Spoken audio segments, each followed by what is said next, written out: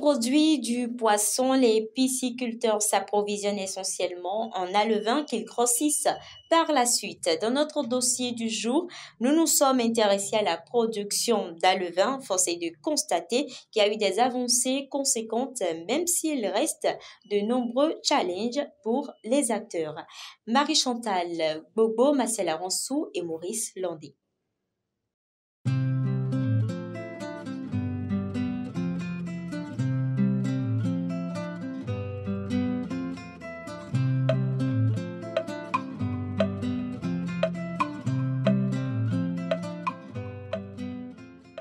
Les alevins constituent la matière première pour la production du poisson d'élevage. Claude Denakpo a choisi de se positionner sur ce maillon pour pouvoir desservir les autres et faire sa part du marché. Au niveau des clarias, des poissons-chats africains, et nous faisons un peu ce qu'on appelle la reproduction artificielle. C'est un peu comme la reproduction in vitro. C'est une technique similaire qui consiste à enlever les gonades femelles et mâles, les fertiliser et de les suivre jusqu'à l'éclosion. Après, conduire les larves, les post-larves et les alevins jusqu'à la taille commercialisable.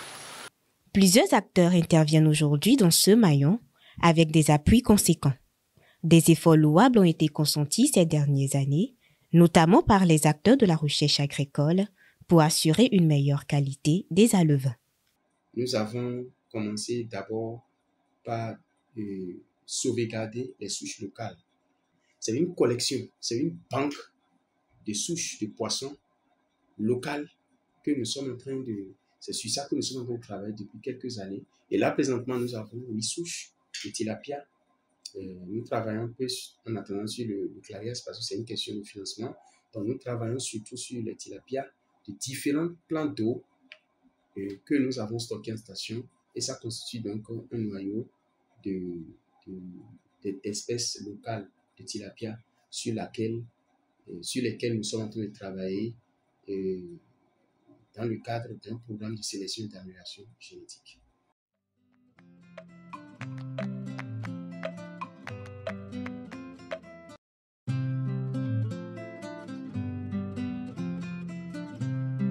D'importants défis subsistent face à une demande bien grandissante. La production d'alevins demande assez d'efforts présentiels pour pouvoir bien suivre et de pouvoir optimiser la production. Et après, il y a le financement.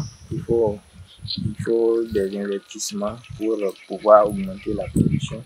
Il y a la question d'infrastructure qui se pose. Notre rêve, c'est d'arriver à avoir un centre de sélection et d'amélioration génétique, un centre biosécurisé, un centre où les entrées et les sorties sont bien contrôlées et avec des infrastructures de pointe pour que nous puissions vraiment régler définitivement le problème de souches au Bénin.